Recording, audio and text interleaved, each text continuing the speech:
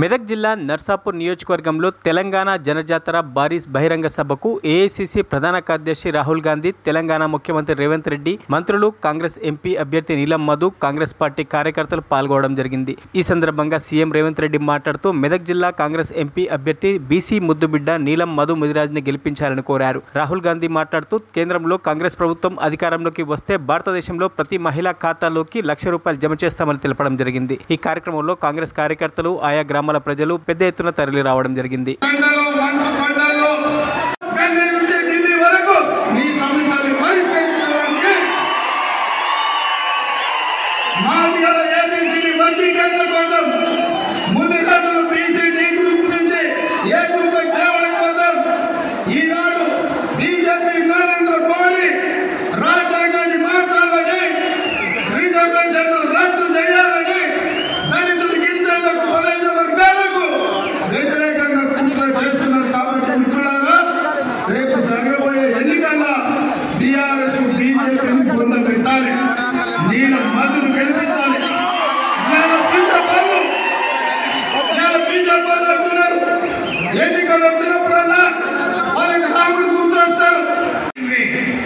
मैं आपको इंडिया सरकार के बारे में बताना चाहता हूँ. కేవలం ఒకే ఒక పంక్తిలో, ఒకే ఒక లైన్లో, ఒకే ఒక వాక్యంలో నేను ఇండియా ప్రభుత్వాన్ని గురించి నేను చెప్పాలనుకుంటున్నాను.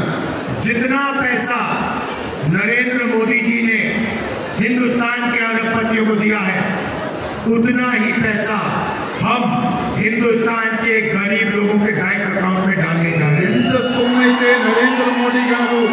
ఎంత సొమ్మైతే నరేంద్ర మోడీ గారు కోటీశ్వరులకు, ధనవంతులకు, కుబేరులకు ఇచ్చారో అంత సొమ్మును మేము పేదల యొక్క బ్యాంకు అకౌంట్లలో వేస్తాము. अंत में भाइयों बहनों, ये अम्बेडकर जी का संविधान है, गांधी जी का संविधान है, इसकी हम सबको मिलकर रक्षा करनी है. స్నేహితులారా, నేను చేతిలో పట్టుకునేటువంటి పుస్తకం ఏదైతే ఉందో అది అంబేద్కర్ గారు రాసినటువంటిది, గాంధీ గారి స్వప్నం. కాబట్టి ఆ పుస్తకాన్ని, ఆ సంవిధానం అంటే ఆ రాజ్యాంగాన్ని పరిరక్షించుకోవాల్సిన బాధ్యత ప్రతి భారతీయుడి మీద ఉంది.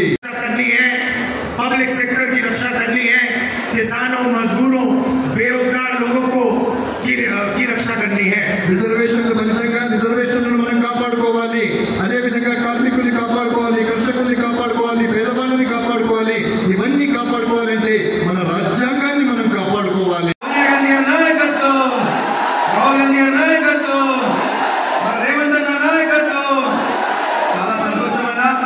ఈరోజు ఈ జనజాతర కార్యక్రమానికి ముఖ్య అతిథిగా వచ్చిన మన ప్రియతమ నాయకుడు, మన అందరి నాయకుడు రాహుల్ గాంధీ అన్న గారికి, అదేవిధంగా మన బడుగు బలహీన వర్గాలకు ఆశాజ్యోతి, బలహీన వర్గాల పక్షపాతి పార్లమెంట్ ఎన్నికల్లో యువకుడు,